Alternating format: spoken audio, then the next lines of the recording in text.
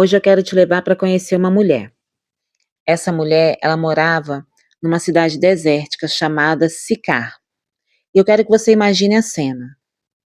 É uma cidade do deserto, sol de meio-dia a pino, fritando ovo no asfalto, e lá vem essa mulher subindo para buscar água num poço.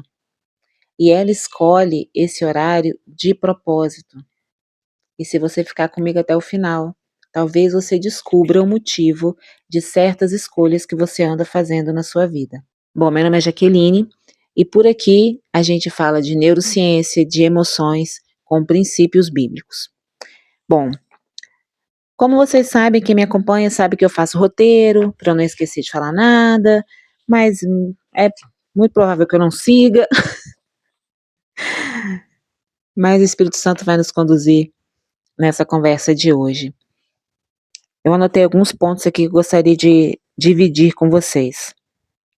Essa mulher, como todas nós vivemos numa comunidade, numa sociedade, e ela era uma mulher muito discriminada por decisões que ela havia tomado na vida dela e por consequências e circunstâncias que haviam acontecido na vida dela. Então ela era julgada por tudo isso.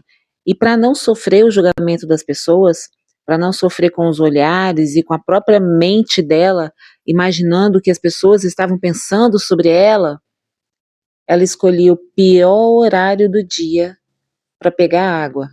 Então ela ia carregando um cântaro de uns 15 quilos para pegar mais água, mais um tanto de quilo, naquele horário. Ela preferia sentir o incômodo do sol, o incômodo do peso, o incômodo da dor no ombro daquele cântaro naquela hora, para não sentir a dor do julgamento das pessoas. E talvez hoje você também esteja assim, escolhendo o pior que você pode ter para se esconder das pessoas, para se esconder talvez de uma colheita que você está fazendo. Enfim, essa mulher, ela tinha uma história de 5 casamentos. E quando ela chega lá, ela encontra um homem, um judeu. Gente, ela era de Samaria. Os samaritanos, eles não falavam com os judeus. Então imagina, ela tá chegando no horário que ela não queria encontrar ninguém. Aí ela não queria encontrar ninguém, ela encontra logo um judeu. Eu já ia estar murmurando, sabe? Já ia estar reclamando, ai, pelo amor de Deus, eu já vim aqui para ficar sozinha, ainda tem que dar de cara com um judeu? Enfim, os judeus, eles já julgavam todo o povo de Samaria, porque eles tinham uma rixa que não cabe nessa conversa aqui, outro dia a gente fala sobre isso.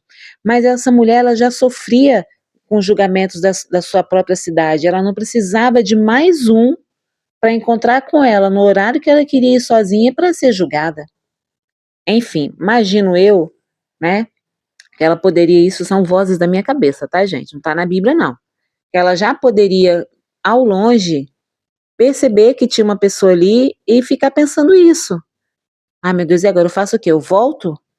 Eu não pego a água? Eu vou e encaro? Enfim, ela foi. Porque afinal de contas já era meio-dia, ela já estava ali mesmo, o que ela ia fazer? Voltar? Porque ali pelo menos só tinha um homem. Se ela voltasse no final do dia, quando não tinha sol e era a hora que as mulheres iam pegar água, aí que ela ia se sentir julgada mesmo e alijada ali da sociedade. Por quê? Aquele lugar não era só um lugar de pegar água. As mulheres iam no mesmo horário. Então era um lugar de conversar, um lugar de botar o papo em dia, era uma coisa meio comunitária. E ela não participava disso. Ela não participava da conversa, ela era a conversa. Então, eu fico imaginando assim, na mente dela, melhor encontrar só um judeu do que aquele monte de mulher da cidade dela. Mas no fundo, ela não queria encontrar com ninguém. Esse é o ponto. Quando ela chega nesse lugar, ele começa a conversar com ela. Só o fato de um judeu falar com uma samaritana já era um escândalo. Ela não esperaria por isso. Eu creio que ela chegou lá esperando o absoluto silêncio. Mas aquele homem, além de não ficar em silêncio, ele pede alguma coisa a ela. né? E ela não entende muito bem o que ele pede e tal, e ela começa a falar de vasilhas e de como pegar água. Depois você vai lá em João 4 e você vai ler essa história toda. E aí esse judeu, ele mostra para ela que ele sabia toda da vida dela toda, que ele sabia dos 5 casamentos, que ele sabia que esse sexto homem não era marido dela, e ele não a julga. Ele olha para ela e fala assim: eu sei que você tem sede. Eu sei que tudo isso, todas essas tentativas na sua vida, foram tentativas de saciar uma sede legítima, mas você foi na fonte errada. Do mesmo jeito que você vem nessa fonte todos os dias, porque você precisa pegar água todos os dias, todos esses seus relacionamentos foi uma busca legítima numa fonte errada. E aí ele se revelou a ela como a fonte de águas vivas, que se ela tomasse, ela nunca mais teria sede de novo. E ele se revelou como Messias. Gente, eu fico imaginando Jesus, ele é, ele é, ele é perfeito, né? Porque aquilo que a sociedade imaginava de alguém perfeito pro Messias se revelar, não. Ele escolheu uma mulher sedenta, não só de água física, mas sedenta na sua alma, sedenta no seu espírito, e ele se apresentou a ela como essa água que poderia saciar esse tipo de sede. E a gente, eu e você, nós também temos um meio-dia, um lugar que a gente vai para se esconder, um lugar que a gente vai tentando saciar uma sede e que não sacia. E a gente volta todos os dias àquele lugar, ou a gente faz ciclos. De vez em quando, a gente volta naquele mesmo lugar porque essa água vai durar só um tempinho e aí ela não me sacia mais e eu preciso voltar lá. Todo mundo tem um meio-dia. Pode ser um meio-dia de um relacionamento, pode ser o meio-dia de um trabalho, pode ser o meio-dia de um sonho, pode ser uma carreira, pode ser uma emoção, um sentimento que não te deixa chegar, um sentimento de que você não é merecedora. Tudo isso são fontes, e Jeremias, ele fala de fontes rotas, né? Fontes rasgadas, furadas, que não conseguem reter a água. Esse meio-dia representa isso, essas cisternas que não retêm água.